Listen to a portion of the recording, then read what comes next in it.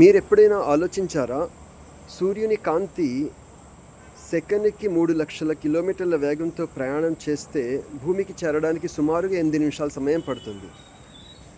అయితే సూర్యుని కాంతి భూమికి చేరాలంటే దానిలో అతి శక్తివంతమైనటువంటి, అత్యంత ప్రమాదకరమైనటువంటి అతినీల లోహిత కిరణాలు, దానినే అల్ట్రావైలెట్ రేస్ అని అంటారు. అవి ఉండడం వల్లనే సూర్యుని కాంతి భూమికి చేరుతుంది. అయితే అవే రేస్ గనక భూమి మీదకు వస్తే భూమి మీద మానవుని మనుగడ కష్టమైపోతుంది. అవే రేస్ గనక, ఆ కిరణాలే గనక సూర్యుని కాంతిలో లేకపోతే సూర్యుని కాంతి భూమి మీదకు చేరదు.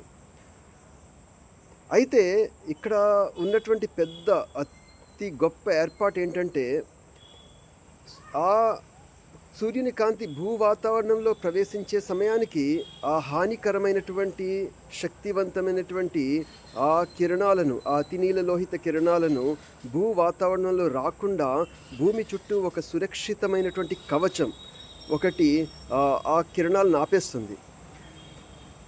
ఎప్పుడైతే ఆ కవచాన్నే మనం ఓజోన్ లేయర్ అని ప్రస్తావన చేయడం జరుగుతుంది. ఈ కవచం ఈ అతినీల లోహిత కిరణాలను ఆపేసి మనకు అవసరమైనటువంటి సూర్యుని కాంతిని, సూర్యరశ్మిని భూమి మీదకు పంపిస్తుంది.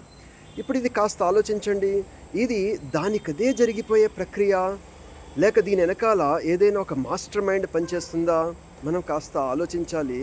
ఎందుకంటే మనం ఆలోచించే వాళ్ళం కాబట్టి. అంటే దీన్ని బట్టి మనకు అర్థమయ్యే విషయం ఏంటంటే, దీని వెనకాల ఖచ్చితంగా ఒక మాస్టర్ మైండ్ పనిచేస్తుంది. ఆ మాస్టర్ మైండ్‌నే మనం సుప్రీం క్రియేటర్ లేక సర్వ సృష్టికర్త, సర్వలోక మహేశ్వరుడు, దేవుడు అనేటువంటి పదాలను ఉపయోగిస్తూ ఉన్నాము.